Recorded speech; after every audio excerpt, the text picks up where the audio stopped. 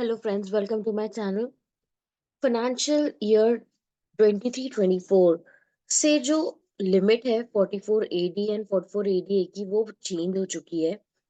अभी तक जो हम 44 एडी की लिमिट जानते थे, वो जानते थे कि अगर आप प्रिजम्पटिव टैक्सेशन का बेनिफिट उठा रहे हैं और आप बिजनेस रन कर रहे हैं, तो आपके लिए सेक्शन 44 एडी बेनिफिट लेने का ऑप्शन होता है, जिसमें हम बुक्स ऑफ अकाउंट्स नहीं बनाते और एक मिनिमम परसेंटेज से इनकम शो कर देते हैं।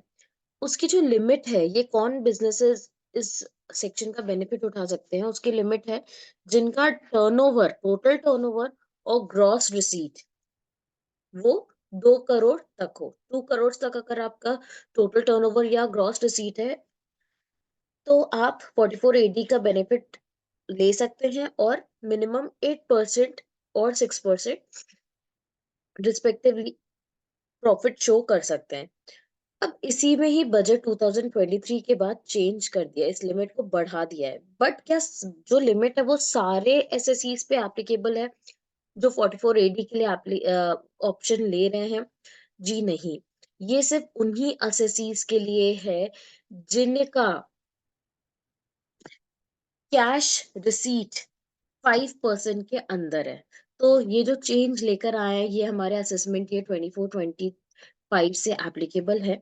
अगर आपका बिजनेस का टर्नओवर और जो ग्रॉस रिसीट है, वो मैक्सिमम बैंकिंग ट्रांजैक्शन से है और कैश का कैश रिसीट्स सिर्फ अप टू 5% तक है, तो आप इंक्रीज्ड लिमिट का बेनिफिट उठा सकते हैं। मैं एक बार पढ़ती हूँ, फिर आपको एग्जाम्पल के साथ समझाऊंगी।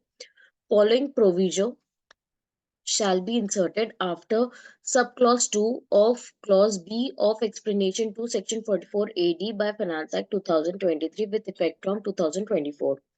Provided that where the amount or aggregate of the amount received during the previous year in cash does not exceed 5% of the total turnover or gross receipt of such previous year, this subclause shall have effect as if the word 2 crore rupees, the word 3 crore rupees had been substituted.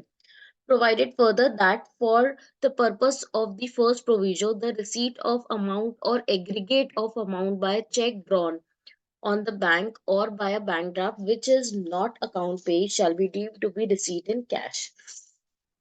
तो ये जो sub clause insert किया गया है, वो ये बताता है कि अगर आपके जो टोटल टर्नओवर या ग्रॉस रिसीट कैश में अप टू 5% तक है, तो आप इंक्रीज्ड जो लिमिट है 3 करोड़ की, वो बेनिफिट उठा सकते हैं। अब फॉर एग्जांपल आपका बिजनेस है और आपका 2.5 सीआर तक टर्नओवर है, तो अगर हम प्रीवियस लिमिट की बात करें 2 करोड़ की, तो आप 44 एडी का बेनिफिट नहीं उठा सकते। बट जो आपका ये टर्नओवर 2.5 सीआर तक है, उसमें से सिर्फ मैक्सिमम 5% तक कैश रिसीट है।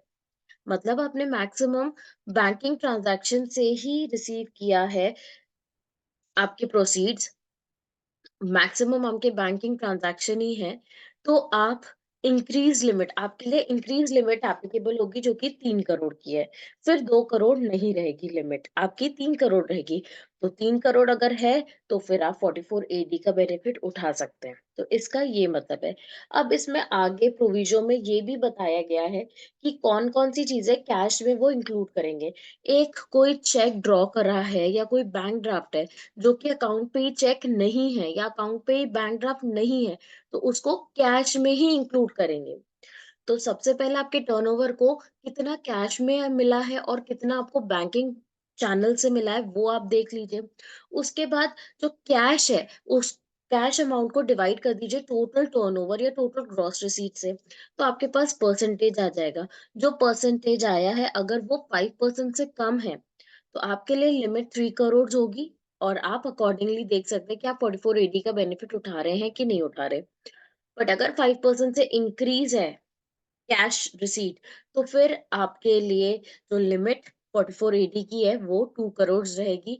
और अगर आपका टर्नओवर, जैसे मैंने एग्जांपल में बताया, वो 2.5 सीआर से ज्यादा है, तो आप 44 एडी का बेनिफिट नहीं उठा सकते हैं।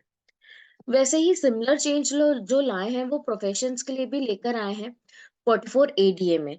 इसमें भी लिमिट इंक्रीज हो गई है फ्रॉम असेसमेंट ईयर 24-25।